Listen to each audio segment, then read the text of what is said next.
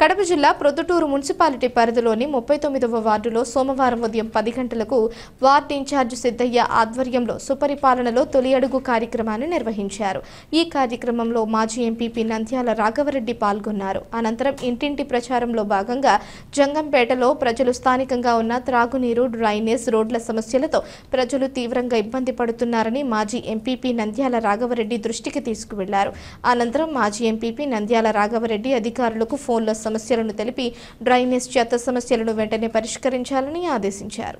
సుపరిపాలనలో తొలి అడుగులో భాగంగా ఈ రోజు ఆరో రోజు ఇక్కడ ఈ 39వ వార్డు ఇక్కడ తిరుగుతున్నాము.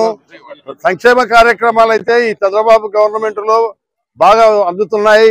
కానీ రోడ్లు, డ్రైన్లు లేవు అని అంటున్నారు. గత 5 ఏళ్లు ఈ అభివృద్ధిని విస్మరించి గత ప్రభుత్వము ఈ రోజు మా దృష్టికి ఎన్ని రోడ్లంటే డ్రైన్లు అయితేనేమి ఇవన్నీ కూడా ఇక్కడ కొంచెం ఇబ్బందులు అవపడుతున్నాయి. గత 5 సంవత్సరాల్లో ఏ ఒక్క డెవలప్మెంట్ ప్రొద్దుటూరు పట్టణంలో జరిగినట్లు అవపడలేదు. వాళ్ళు ఏదో పేరు చెప్పుకుంటున్నారు కానీ ఎక్కడే కానీ మేము జరిగిన 39 వార్డులు మొత్తం ఎక్కడ చూసినా డ్యామేజే, రోడ్లన్నీ డ్యామేజే. కానీ ఇప్పుడు ఈ ప్రస్తుతం మేము వెంటనే ఇప్పుడు కమిషనర్తో ప్రభుత్వంతో మాట్లాడి వెంటనే ఈ రోడ్లు, డ్రైన్లు కూడా అభివృద్ధి చేస్తాం. ప్రొద్దుటూరు పట్టణం అంతా కూడా అభివృద్ధి చేసేదాన్ని కక్కన కట్టుకొని మేము పూర్తి చేస్తామని చెప్పి హామీ ఇస్తూ ఈ ప్రజలకు మేము ఈరోజు సంక్షేమ కార్యక్రమాలు అయితే హ్యాపీగా ఫీల్ అవుతున్నారు ప్రజలు.